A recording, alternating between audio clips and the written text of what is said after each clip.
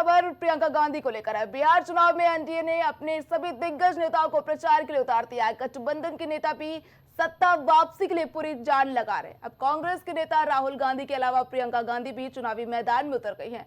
सोमवार को उन्होंने बिहार के सोनबरसा में एक चुनावी सभा की, जिसमें प्रियंका गांधी ने एनडीए सरकार पर जमकर निशाना साधा। उन्होंने बेरोजगारी और पलायन पर नीतीश मोदी गठबंधन को घेरा। प्रियंका गांधी ने कहा कि बिहार सरकार एक नया अपमान मंत्रालय बना लेवे, मेरे परिवार को जो गालियां दी उसका रिकॉर्ड रखा जाए और एक लाइब्रेरी भी इसके लिए बनाई जाए। प्रियंका ने सवाल किया कि ना सुरक्षा है न रोजगार है, तो इन्होंने 20 सालों में क्या किया है। प्रियंका ने कहा कि इन्होंने छोटे कारोबारियों के लिए कुछ नहीं किया और नोटबंदी कर उनकी कमर और तोड़ दी है। प्रियंका गांधी ने कहा कि इस सरकार युवाओं को रोजगार नहीं दे रही है, युवा परीक्षा देकर थक गए। इस सरकार पेपर करा लेती है लेकिन नियुक्तियां नहीं होती है। इसके साथ ही प्रियंका गांधी ने कहा कि अगर हमारी सरकार आई तो हम परीक्षा कैलेंडर जारी करेंगे, जिसमें सब लिखा होगा कि पेपर कब होगा, रिजल्ट कब आएगा और जॉब कब मिलेगी।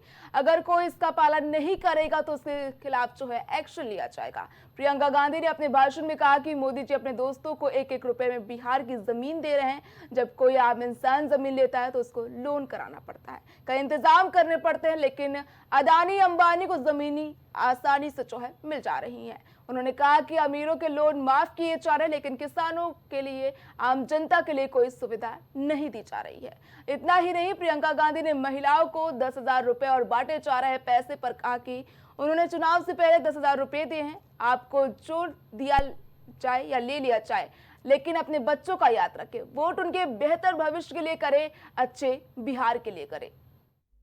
इसीलिए मेरा सुझाव यह है कि वो एक नया मंत्रालय बना दें और उसका नाम रखें अपमान मंत्रालय। क्यों? अच्छा सुझाव है पप्पू जी। एक अपमान मंत्रालय बना दें ताकि उनका समय व्यर्थ ना हो। वो बड़ी बड़ी सूचियां निकाल देते हैं कि हमें इसने गाली दी, उसने गाली दी, इसने हमारा अपमान किया, तो खुद क्या बैठ के सूची बनाएंगे? अपमान मंत्रालय बना देगा। और जब आप अपनी नौकरी, अपने रोजगार के लिए धरना प्रदर्शन करोगे और उनको लगेगा कि देश का अपमान हो रहा है क्योंकि कोई सवाल उठा रहा है, तो अपमान मंत्रालय बुला ले आपको, है कि नहीं? और जब कोई अध्यापक या कोई महिला या कोई संविदा कर्मी अपने अधिकारों के लिए सवाल उठाए तो इनको लगता है कि देशद्रोही हो रही है, इनको लगता है कि देश का अपमान हो रहा है, तो अपमान मंत्रालय को बुला ले, अपमान मंत्रालय कार्रवाई करे, है कि नहीं? अपना समय क्यों व्यर्थ कर रहे हैं?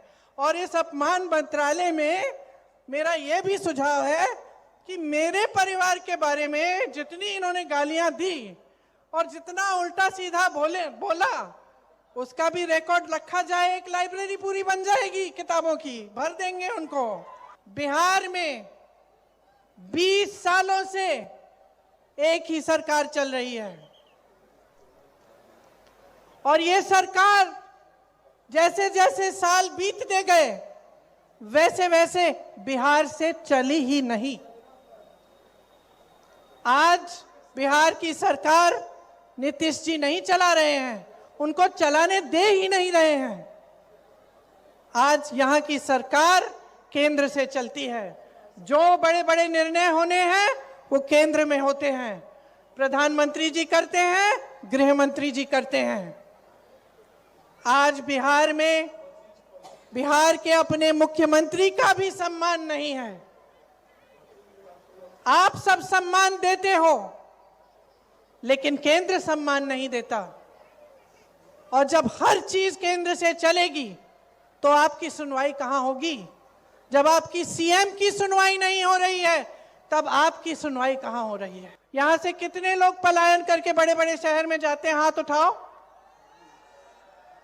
किसी को बिहार में रोजगार मिल रहा है? मैंने आपके अतीत की बात की कि कैसे आपने संघर्ष करवाया, कैसे आपने इस देश की नींव डाली, लेकिन मैं ये भी बता देती हूं, आज भी इस देश की नींव बनाने वाले आप हैं। आज भी इस देश का निर्माण करने वाले आप हैं। केरल से लेके कन्याकुमारी तक बिहार का युवा जाता है नौकरी ढूंढने के लिए और मेहनत से, ईमानदारी से, अपने खून पसीने से इस देश को बनाता है।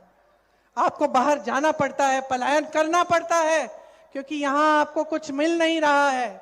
अपने परिवारों को छोड़कर एक छोटे से कमरे में किसी बड़े शहर में जहाँ कोई अपना नहीं है, वहाँ 4-5 और युवाओं के साथ आपको रहना पड़ता है। दिन रात संघर्ष करते हो, कोई टाइमिंग नहीं, कोई ठीक तरह से आपको वेतन नहीं दे रहा है, कोई अच्छा रोजगार नहीं मिल रहा है, फिर भी आप करते हो। फिर भी आप अपने परिवारों को सिर्फ त्योहारों के समय जब छुट्टी मिलती है तब मिलते हो, तब घर आ पाते हो।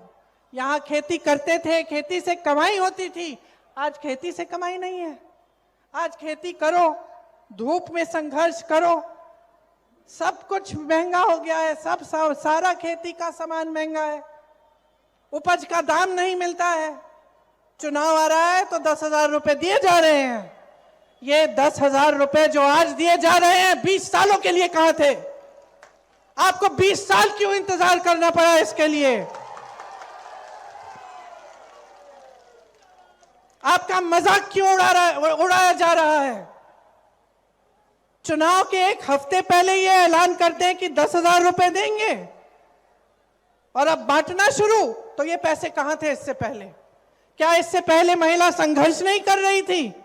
क्या इससे पहले महिला भूखी नहीं सो रही थी? क्या इससे पहले महिलाओं पे अपराध नहीं हो रहा था? 20 सालों से आप सरकार में हैं, आज सूझा है आपको ये? इसका मतलब क्या है बहनों? समझ लो अच्छी तरह। आपकी कोई सहेली है जिसका पति पीता है? रोज घर आके मारता होगा, तो रोज घर आके अगर मारता है और एक दिन अचानक कहने लगा कि लो मैं तुम्हारे लिए एक महल बनाने वाला हूं, अब मैं तुमको बहुत अच्छी तरह रखूंगा, मैं कभी तुम्हें मारूंगा नहीं, मैं हमेशा तुमसे अच्छी तरह बात करूंगा, तो तुम क्या कहोगी अपनी सहेली को? इसकी बातों में मत पड़ो बहन, यही कहोगी ना? कहोगी इसकी बातों में मत पड़ो बहन, जो ये रोज करता है उसको देखो, आज कह रहा है कल फिर से पीटेगा, यही कहोगी ना? यही कहोगी ना? क्योंकि महिलाएं जो हैं नियत को पहचानना जानती हैं। मैं भी महिला हूं, मैं जानती हूं, नियत को पहचानना जानते हैं हम जानते हैं कि कौन करता है हमारे लिए और कौन नहीं करता। हम जानते हैं कि 20 सालों से हम भटक रहे हैं, हम संघर्ष कर रहे हैं, हमारी कोई सुनवाई नहीं है, और चुनाव के एक हफ्ते पहले आपने 10,000 रुपए देना शुरू कर दिया। बहनों, 10,000 रुपए ले लो, लेकिन अपना वोट मत दो।